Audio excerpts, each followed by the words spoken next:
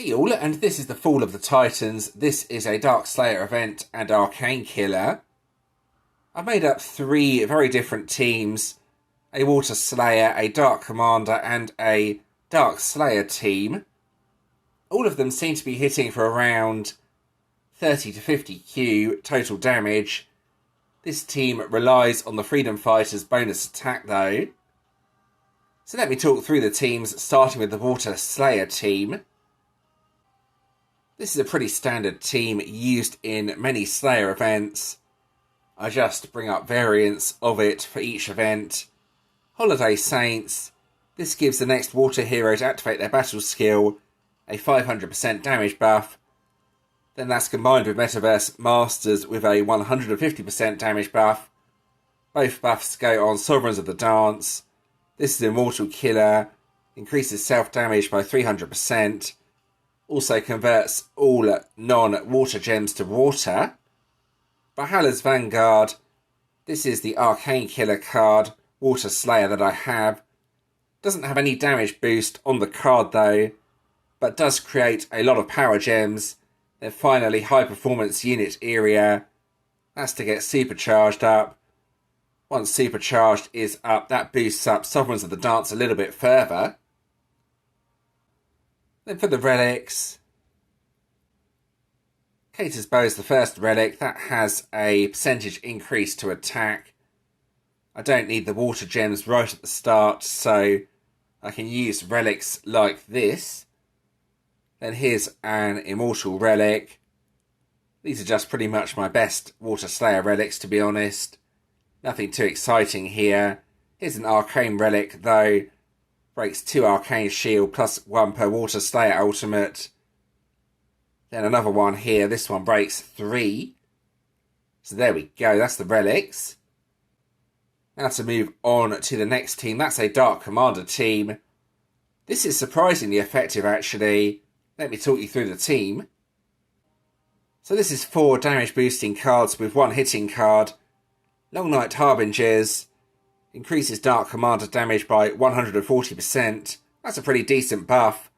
Draconic Pantheon. This is one of the key cards, as it increases Dark Commander damage by 550%, but just for the next card, or should I say next Dark Commander card, to use their battle skill.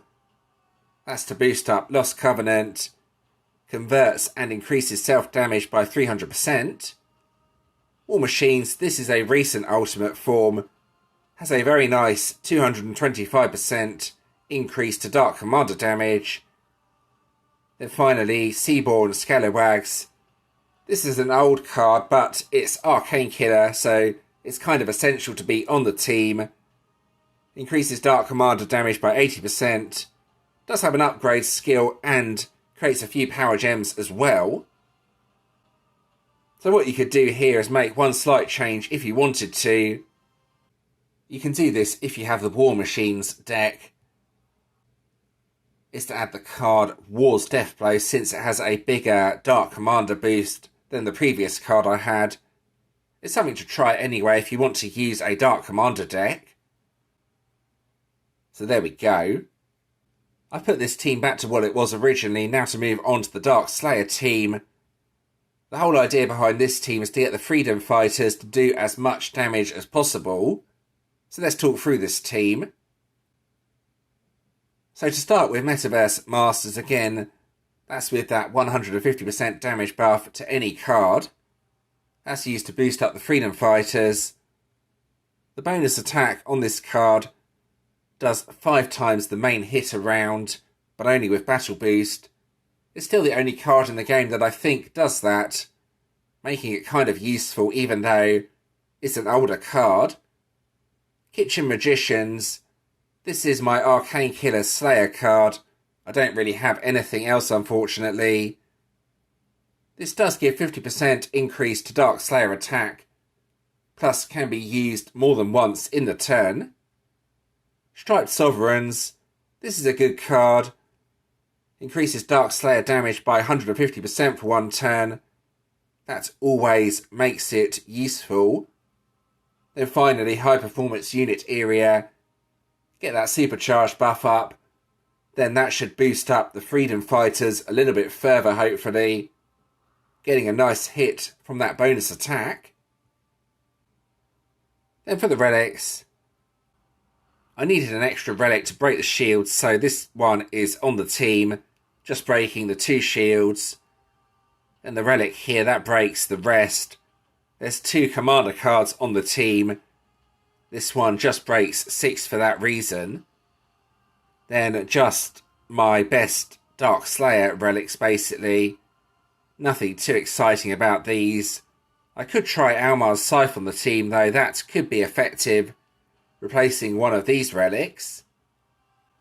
Those are the teams I have available out of the cards I have. So just looking at my Dark Slayer cards, I have one more that could be really useful.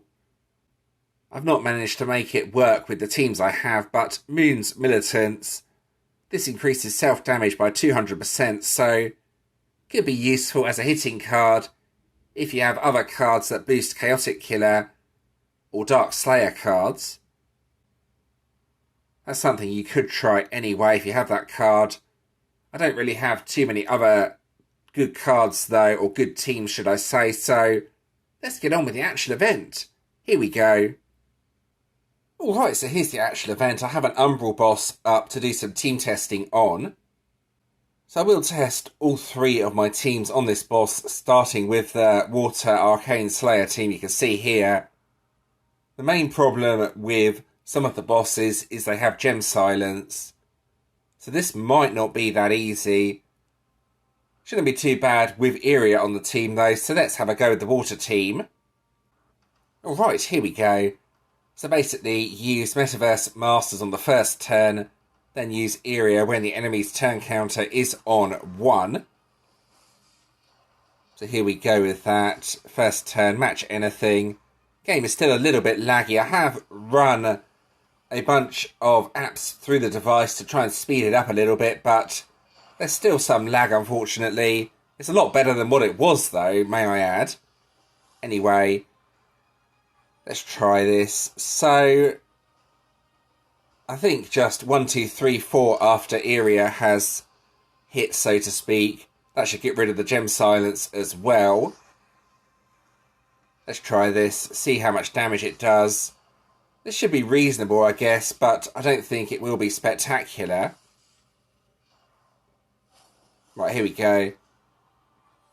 Something like this, and then 21.8Q, that's alright. Let's try again, get another hit out, see if I can do it any better. The problem is, the first time you use Valhalla's Vanguard, it does a full crush on the board, and nothing loose on the board from that, so it might be better when the ambush skill has already been used, so to speak. We should try anyway. Right, here we go. Let's see how much damage I can do this time. Hopefully 40, 50Q maybe, if I get lucky. Depends on what the board is. There's the one loose gem at the bottom, so this should do more damage than the previous hit in theory. But it's done around the same 27Q. Let's quit out at this point. Right, so here we go, the Dark Commander team. The enemy has Gem Silence and there's no counter on this team, unfortunately, so I'm only going to be able to hit the boss once. Right, here we go. Let's see how well this does. So a pretty easy team to use. Just go left to right, I think. Some of the time you get enough gems at the start to use all of the battle skills, but not always. I have messed around with the relics and I can't seem to be able to change that, unfortunately. That's quite a good grid though. There's 2 power gems loose from the main match, so this should do reasonable damage. Yeah, 42.7Q. That's pretty decent for a commander deck. But as I mentioned, now we're going to be hit by Gem Silence, and that's kind of going to block everything. Meaning I have to quit out unless there's some way of sort of countering it, which I don't think there is. I managed to get rid of one of the gem silences, but not all of them by using the one battle skill. I could try next turn. Let's see how many get hit. Yeah, 3. It's not really going to work. So this would be more suitable on bosses that don't have gem silence. Okay, so finally my Dark Slayer team. This should be interesting. I'm not sure how much damage this is going to do though, so let's give this a go. Right, so use Metaverse Masters, then Area next turn I think. Right, so here we go with Metaverse, then match anything for the first turn, then on the next turn use Area. We'll see how much damage this does. Keep an eye on the Freedom Fighters damage, that's where all of it will be here. Also, this will remove Gem Silence as well, which is more useful in some ways than the Commander team. Middle card can be used more than once as well, so go back to that card and use it again. There we go. That's quite a decent grid as well. As I've already mentioned, keep an eye on the damage from the Freedom Fighters. 6.6Q, and that should hit bonus attack for around 30Q. So that's not bad at all, actually. That's more than I was expecting. I think do one more hit on this. Need to get Area going again to remove that nasty gem silence. Let's do that next turn. There we go. Right, and try again. Hopefully another good bonus attack of 30Q. We shall see though. So all of these teams are doing around similar sort of damage actually. I'm quite surprised. I wasn't expecting this team to do too much damage if I'm being honest. There's nothing loose this time around, so this will be a minimal damage hit, so to speak. Still 5.9Q on the Freedom Fighters though. This isn't bad at all. I'm liking this team. Anyway, I'll quit out at this point. So as I mentioned, all of the teams doing similar sort of damage, so I think I will mix around which team I use for each boss, depending on what the boss is. I probably won't use the Water Slayer team much though. Anyway, that's the team testing done. Alright, so let's go ahead and claim the event rewards. The last event was actually really frustrating. The game was lagging far worse than this, plus it kept crashing, so I didn't do that well during that event. I barely scraped bronze in Emperors actually, I hardly played it at all. Hopefully this event will be better though. So there's quite a few Legend Trials summoning tokens in here, including 200 of the silver ones. So that makes this a collection worth completing. Doesn't take long to complete this anyway. Let's go ahead and claim all of this. There we go. Nice. So pretty much a GVG defense collection, so to speak. All of the items are focused towards that. That's that claimed anyway. So let's have a look at what it is this time around. Either a Warden, Dragoon or Vanguard. Right, here we go, over to the Leagues page. It's a Dragoon, a light Dragoon. That could be useful as I have a decent light attack team actually. Cronus the Devourer. Okay. Oh, it's a hitting card. Well, currently it is anyway. I can't see the specialisations. Relatively low stats, but that's the same as all these modern Dragoons. It's important to see what this specialises into though, to determine if it's worth using or not, but that's what it is anyway. Something that could be useful. I will probably get a 5-star variant from this event, depending on how much I play. Now to go and claim the random 6-star hero. Right, here we go. What am I going to get? Well, we are about to find out. Probably something of not too much interest.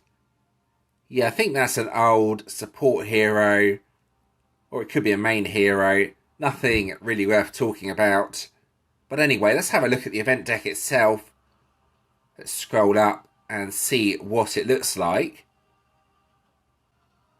Right, so it's called Brothers in Insurrection. Increases self-damage by 400%. Creates 10 Dark Power Gem IX. Has a revive on the card as well. A big hitting card, basically. So if you get this, you want to awaken it 5 times if you can. Because it's a hitting card, though, neither of the other cards are really going to be much use on their own. But this is what they look like individually. Zeus here increases self-damage, has the revive on the card. And that's about it, really. No power gems spawning by the looks of it. A massive delay, though, if you revive. Then the other card here. We have Hades and Zeus. So you can see where the inspiration from these cards have come from. Has a big healing, creates a few power gems, but again, it's not going to be much use on its own, unfortunately. If you get one of the cards, then try and get the other one if you can. It's a big hitting deck, but the cards individually are not much good, as I've already mentioned. Right, let's move on to the news feed. A quick look at this to wrap up this video. Right, over we go. Legend Relic Essentials sale, not very exciting. 2 Pink Star Ultimate Relic for the next 24 hours only. And something about Spectral Sentry Azul change. Passive ability was causing some unintended behaviour. Interesting. There's not too much of interest here, though. It's all about spending events, pretty much, and I'm not interested in those. So I think we can pretty much end the video at this point. I hope that was interesting and helpful. As always, if you do have any questions or suggestions regarding this video, please let me know in the comments and I'll do my best to help. If you did enjoy this video, please do give it a like and subscribe to the channel. Subscribing is always very much appreciated. I've included a previous video on the screen, plus a playlist, plus you can also subscribe from here if you want to do so. And thanks for watching.